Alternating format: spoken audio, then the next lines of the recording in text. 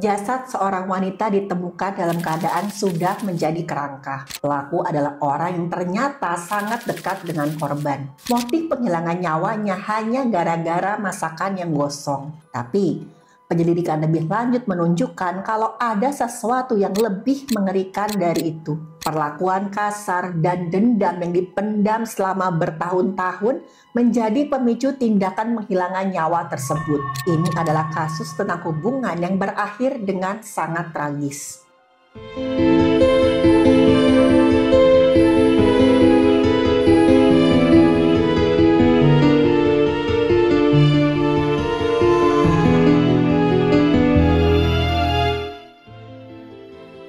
Halo, saya Dr. Stefani.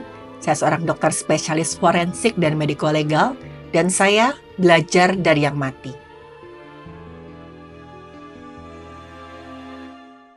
Pihak yang berwenang menemukan jasad seorang wanita dalam sebuah rumah kontrakan dengan kondisi sudah menjadi tulang belulang. Korban dilaporkan hilang kontak oleh keluarganya selama beberapa bulan sebelum ditemukan. Setelah ditelusuri, pelaku yang merupakan pacar korban adalah orang terakhir yang diketahui berada bersama korban. Pelaku ini adalah seorang pria yang kita sebut saja namanya Gian.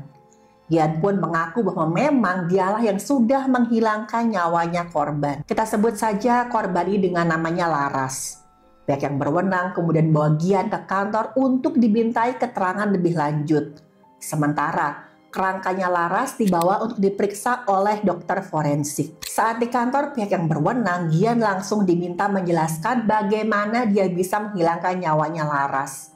Dengan wajah yang tertunduk dan terlihat menyesal, Gian pun menceritakan semuanya. Jadi Gian dan Laras ini adalah pasangan kasih yang tinggal bersama di sebuah rumah yang mereka kontrak. Selama mereka tinggal bersama, nggak ada satupun warga yang curiga. Karena Gian sama Laras mengaku sebagai kakak adik. Sebelum tinggal bersama, Gian lebih dulu tinggal dengan ibunya di kontrakan itu. Orang tua Gian sudah berpisah dan Gian memang tinggal bersama ibunya. Tapi setelah beberapa bulan, ibunya mengatakan kalau dia nggak betah tinggal di kontrakannya itu. Ibunya Gian pun pindah ke rumah keluarganya. Gian sempat tinggal sendiri selama beberapa bulan sebelum akhirnya dia bertemu dengan Laras di tempat kerjanya. Singkat cerita, mereka berdua jatuh cinta dan akhirnya menjalin hubungan pacaran. Hubungan mereka berjalan cukup lama, beberapa kali Laras mengunjungi rumah Gian dan bahkan sampai menginap. Kepada pemilik kontrakan, Gian mengatakan kok Laras ini adalah adik perempuannya. Ya udah pasti tujuannya agar Laras bisa bebas keluar masuk kontrakannya Gian. Akhirnya Laras lebih sering tinggal di kontrakannya Gian daripada di tempat tinggalnya sendiri. Istilahnya Gian sama Laras ini menjalani living together walaupun mereka belum menikah.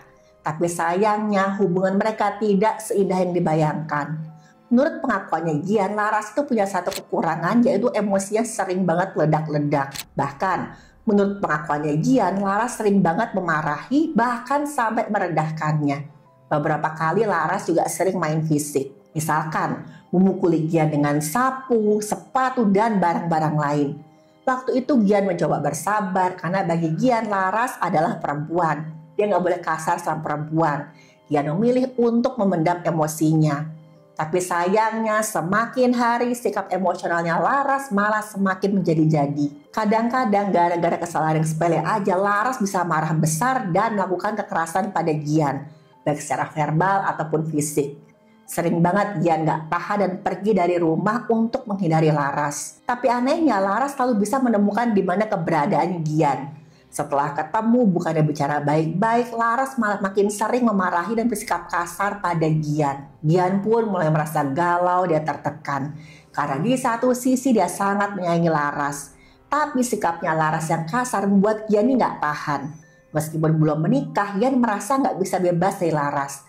Mungkin saat itu Gian merasa mereka sudah melangkah terlalu jauh dengan tinggal bersama, walaupun belum menikah. Kalau menurut bahasa yang sekarang itu hubungan mereka bisa dikatakan hubungan yang toksik. Penuh konflik, penuh kekerasan, saling menyakiti, tapi nggak ada yang benar-benar berani mengakhiri hubungan. Gian dan Laras pun bertengkar hampir setiap hari. Ya buat teman-teman yang juga sedang nggak masalah dengan pasangannya, saya harap teman-teman bisa bersabar dan menyelesaikan masalah apapun itu dengan baik-baik. Semua masalah bisa kok diselesaikan dengan baik-baik asal kita nggak emosi. Sebaiknya bicara empat mata dan sampaikan apa yang sebenarnya mengganggu dengan tenang, tanpa marah. Karena komunikasi yang baik adalah kunci dalam sebuah hubungan. Jangan sampai seperti Gian dan Laras yang terus memendam masalah mereka. Dan sampai akhirnya malah terjadi sebuah tragedi yang sangat tidak diinginkan. Jadi hari itu semuanya berjalan seperti biasa. Sepulang kerja, Gian sama Laras mulai mengerjakan tugas rumah tangga. Mereka bagi tugas, saat itu Gian mau memanaskan makanan sisa hari sebelumnya. Sementara Laras mencuci piring. Sampai akhirnya Gian meninggalkan masakan yang sedang diangetin tadi untuk menyapu sebentar. Ketika Gian menyapu, tiba-tiba aja tercium bau hangus dari arah kompor. Gian pun sadar kalau masakan yang sedang dia panaskan tadi ternyata hangus. Gian buru-buru lari ke arah kompor, tapi ternyata keduluan oleh Laras. Kompornya sudah dimatikan oleh Laras, dan udah pasti Laras marah besar melihat masakannya sudah hangus.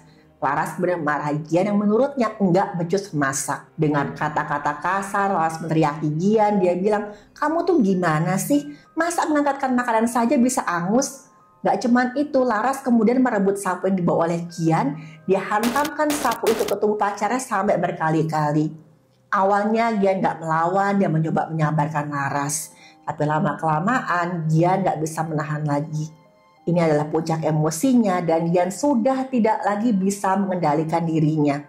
Rasa sakit bercampur emosi yang dia pendam selama bertahun-tahun akhirnya keluar. Ketika Laras akan kembali menghantam dengan sapu, Gian menangkap gagang sapu tadi dengan sekuat tenaga dia tarik. Tentu aja itu membuat Laras kaget. Karena saat itu Gian menatap Laras dengan penuh emosi seakan-akan udah benar-benar kehilangan kendali. Laras mencoba menarik lagi gagang sapu yang ditangkap oleh Gian, tapi tenaganya kalah kuat. Karena sudah gelap mata, Gian langsung mencengkram lehernya Laras sekuat tenaganya. Dan menurut pengakuan Gian, saat tekan lehernya, wajah Laras berubah jadi biru dan dari mulutnya sampai keluar busa. Ketika seseorang ditekan lehernya dengan keras, yang terjadi adalah saluran napas di lehernya akan menyempit. Karena itu udara nggak bisa masuk ke paru-paru. Oksigen yang sangat dibutuhkan oleh tubuh pun akhirnya terhenti. Dalam beberapa detik aja, otak, wajah, dan organ-organ vital lainnya tidak mendapatkan oksigen. Nah, cairan tubuh yang mengandung oksigen biasanya berwarna merah terang. Tapi kalau nggak ada oksigen dan tingginya karbon dioksida, cairan tubuh akan berubah menjadi warna kebiruan. Akibatnya, bagian tubuh yang paling dekat dengan permukaan kulit seperti wajah, bibir, telinga, dan ujung jari berubah warna jadi kebiruan juga. Kondisi ini juga dikenal dengan sianosis. Sianosis adalah tanda bahwa tubuh enggak mendapat cukup oksigen dan ini bisa sangat-sangat serius. Karena kalau enggak segera ditangani, organ-organ penting seperti otak dan jantung bisa berhenti dalam hitungan menit. Sewaktu leher ditekan, tubuh juga tetap berusaha bernapas walaupun saluran napasnya sudah tertutup. Usaha keras untuk bernapas ini membuat tekanan dalam paru-paru semakin meningkat. Akibatnya paru-paru mulai mengeluarkan cairan alami yang biasanya hanya ada dalam jumlah sedikit. Karena nggak bisa bernapas normal, udara dan cairan ini pun tercampur tenggorokan dan mulut dan keluar membentuk busa putih atau berbuih. Kadang-kadang ada juga bercak-bercak merahnya. Dan itulah yang terjadi pada Laras. Jadi busa itu adalah campuran lendir dan udara. Hasil dari tubuh yang sedang berjuang untuk tetap bisa bertahan. Jika tekanan di leher berlangsung terlalu lama, jantung bisa berhenti dan tubuh pun mulai melemas. Dan saat itu busa bisa keluar lebih banyak sebagai tanda akhir dari kehabisan oksigen dan henti napas. Saat itu Gian yang benar-benar gelap mata terus mencengkeram lehernya Laras sekuat tenaga selama beberapa menit sampai akhirnya Laras pun tidak bergerak lagi. Napas yang berhenti, nadinya sudah nggak ada. Menurut keterangan Gian, setelah menyadari kalau Laras sudah meninggal dunia, dia panik dan sangat takut. Gian pun mencoba memutar otak untuk menyembunyikan tubuh Laras yang sudah tidak bernyawa. Dia sangat takut tindakannya akan ketahuan. Setelah beberapa saat, akhirnya terpikirkanlah sebuah ide. Dia akan menyimpan jasadnya Laras supaya nggak ada yang tahu nih kalau Laras sudah tidak bernyawa. Gian kemudian mengeluarkan sebuah plastik hitam besar dan membungkus jasadnya Laras tadi dengan plastik tersebut. Jasadnya Laras yang sudah dibungkus kemudian dia taruh di kamar paling ujung yang ada di kontrakan tersebut. Tujuannya udah pasti, semoga aja baunya gak kecium sampai di luar.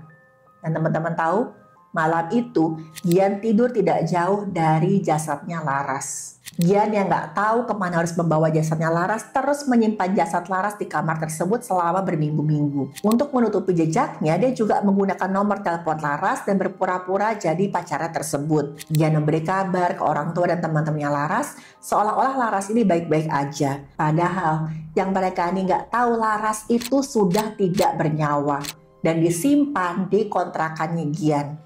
Tapi ya jelas, semakin lama disimpan, semakinlah tercium bau busuk dari jasadnya Laras. Jasadnya Laras mengeluarkan bau karena sudah masuk ke tahap pembusukan lanjut. Gian semakin takut dan paranoid akan ketahuan. Karena bau busuk yang keluar dari jasadnya Laras semakin lama itu semakin kuat. Selain itu, kadang-kadang dia mendengar suara aneh dari dalam plastik yang berisi jasadnya Laras. Jadi begitu seseorang itu meninggal, tubuh langsung mulai membusuk karena aktivitas bakteri dan enzim yang ada dalam tubuh. Ini adalah cara alam menguraikan jaringan yang sudah tidak hidup. Dalam waktu 2-3 hari, maka jasad akan mulai membengkak.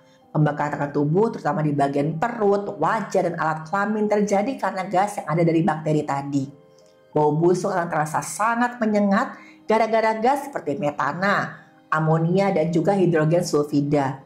Kulit akan kelihatan melepuh atau terkelupas, bahkan bisa pecah dan mengeluarkan cairan membusukan. Kadang-kadang, gas yang menumpuk dalam jasad bisa menyebabkan tubuh mengeluarkan suara seperti erangan. Padahal itu terjadi karena tekanan udara keluar dari tenggorokan. Bahkan kadang-kadang tubuh bisa kelihatan seperti bergerak sedikit atau tampak menggelembung. Inilah yang membuat Gian semakin ketakutan.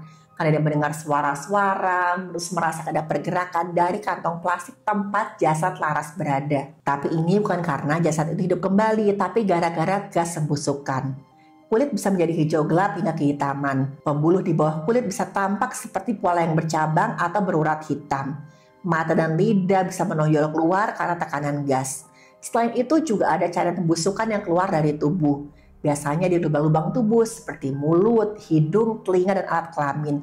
Cairannya berwarna kecoklatan dan baunya sangat menyengat. Ini adalah campuran dari jaringan tubuh yang meluruh dan juga cairan tubuh yang rusak. Setelah beberapa hari, mulailah lalat dan belatung pun bermunculan. Mereka mempercepat penguraian jaringan lunak seperti kulit, otot, dan juga organ-organ dalam. Ini membantu tubuh benar-benar hancur secara alami. Selain itu, suhu juga dapat mempengaruhi pembusukan jasad. Cuaca panas dan lembab itu bisa mempercepat terjadinya pembusukan. Sementara kalau dikubur, dibekukan, atau disimpan di ruangan yang ber-AC, justru akan memperlambat proses pembusukan. Kalau terpapar di udara terbuka karena sinar matahari langsung, bisa membuat tubuh itu kering dan menyebabkan mumifikasi atau pengeringan jaringan tubuh sebagian. Ketika bau busuk mulai menyebar, Gian semakin ngerasa nggak nyaman. Gian pun sering menginap di rumah temannya. Sekali aja Gian datang untuk mengecek jasadnya Laras. Sebenarnya bukan hanya Gian, tapi beberapa tetangga kontrakan juga sempat mencium bau busuk tersebut. Tapi saat itu mereka mengira itu hanya bau sampah. Apalagi, dia juga menyembunyikan baunya dengan parfum dan pengharum ruangan. Menurut keterangan Gian, sebenarnya dia ingin sekali mengubur jasad Laras. Cuman Gian kebingungan, dia harus mengubur jasadnya Laras di mana? Dan gimana caranya supaya nggak ketahuan. Sampai beberapa bulan kemudian kontraknya di rumah tersebut pun habis. Mau nggak mau Gian pun harus memindahkan jasadnya Laras. Gian kemudian bawa plastik yang berisi jasadnya Laras ke sebuah losmen untuk kemudian dia bersihkan. Ketika dia buka plastiknya, jasad Laras sudah berbentuk kerangka. Memang dalam waktu beberapa bulan biasanya tuh jaringan lunak seperti kulit, otot, dan organ dalamnya tuh biasanya sudah hancur atau sudah menghilang. Dan yang tersisa biasanya cuma tulang dan kerangka, rambut, dan kadang-kadang pakaian atau benda yang menempel. Kalaupun ada jaringan lunak, tinggal sedikit-sedikit. Meskipun tubuh sudah menjadi kerangka, beberapa informasi medis dan forensik masih bisa diambil. Antara lain cedera pada tulang, misalnya patah, retak, atau bekas kekerasan. Pemeriksaan gigi untuk identifikasi.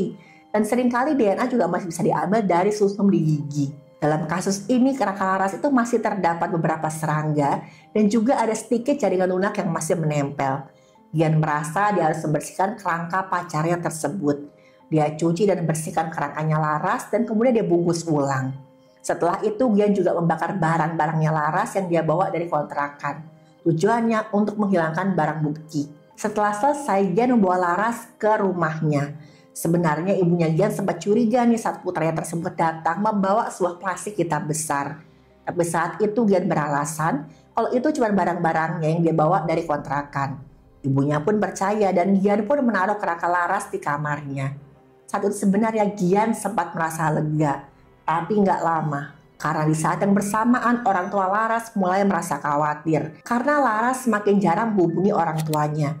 Mereka pun curiga jangan-jangan terjadi sesuatu pada Laras. Sampai satu hari salah seorang temannya Laras melihat Gian sedang membonceng seorang temannya dan anehnya saat itu Gian menggunakan sepeda motor milik Laras. Teman Laras tersebut kemudian menghubungi orang tuanya Laras yang tambah curiga kalau memang sudah terjadi sesuatu pada putri mereka. Tanpa basa-basi, orang tua Laras pun melapor pada pihak yang berwenang tentang kecurigaan mereka. Orang tua Laras saat itu melapor kalau putri mereka ini menghilang dan tidak bisa dihubungi selama beberapa bulan terakhir. Masalahnya, sempat ada yang menggunakan nomor putri mereka yaitu Gian, pacarnya Laras. Mereka khawatir jangan-jangan terjadi sesuatu pada Laras. Dan saat itu pihak yang berwenang pun bergerak dengan cepat. Lewat informasi dari orang tuanya Laras, pihak yang berwenang pun langsung mendatangi Gian di rumahnya. Dan ketika melihat pihak yang berwenang, Gian langsung mengakui semua perbuatannya. Dia mengaku kalau dirinya menyembunyikan jasad Laras yang kini sudah berupa kerangka. Menurut pernyataan Gian, alasan dia menghilangkan nyawanya Laras karena dia sudah gak kuat dengan tekanan dalam hubungan mereka. Gian pun awalnya gak berniat menghilangkan nyawanya Laras. Dia tuh hanya mau melampiaskan emosinya aja, tapi saat itu Gian benar-benar gelap mata. Tapi saat itu pihak yang berwenang curiga kalau memang ada hal lain yang membuat Gian menghilangkan nyawanya Laras. Dan benar aja, setelah dilakukan penyelidikan lebih lanjut diketahui kalau Gian tuh menjual beberapa barang berharga milik Laras, seperti handphone dan juga laptopnya. Walaupun nomor telepon Laras masih Gian gunakan untuk berpura-pura jadi pacarnya itu. Gian juga mengambil uang tunai yang ada di dompet Laras serta tabungan uang yang ada di rekening Laras.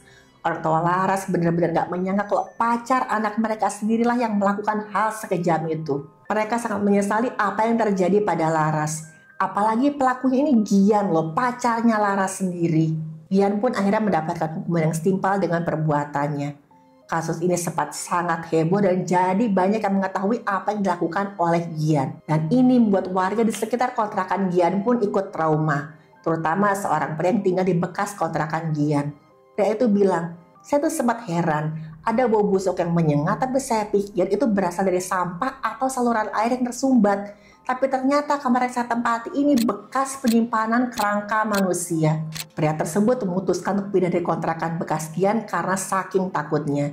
Gian mungkin sudah ditangkap dan dihukum, tapi yang dia perbuat meninggalkan trauma yang mendalam bagi banyak sekali orang. Saya harap gak ada lagi kejadian seperti kasus ini. Teman-teman, sebuah hubungan yang kelihatan mesra di luar belum tentu sehat di dalam. Apalagi jika mulai ada kekerasan dan saling merendahkan.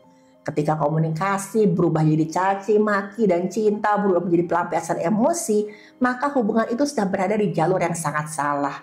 Dan ini nggak bisa dibiarkan. Banyak pasangan yang memilih untuk bertahan dalam hubungan yang toksik karena masih merasa mereka itu bisa memperbaiki. Padahal yang mereka lakukan hanyalah saling menyakiti satu sama lain. Dan misalkan luka terus dipendam tanpa pernah benar-benar disembuhkan, satu hari pasti akan meledak jadi kemarahan yang membutakan mata. Seperti Gian sama Laras tadi, yang awalnya hanya bertengkar soal masakan gosong, hal sepele, tapi kemudian berubah jadi tragedi yang gak bisa diulang kembali. Gian mungkin gak berniat menghilangkan nyawanya Laras, tapi kebiasaan saling menyakiti telah membuka jalan untuk dia melakukan sebuah tindak kejahatan. Dan pada akhirnya kisah mereka menjadi bukti kalau cinta tanpa komunikasi yang sehat itu bukan cinta.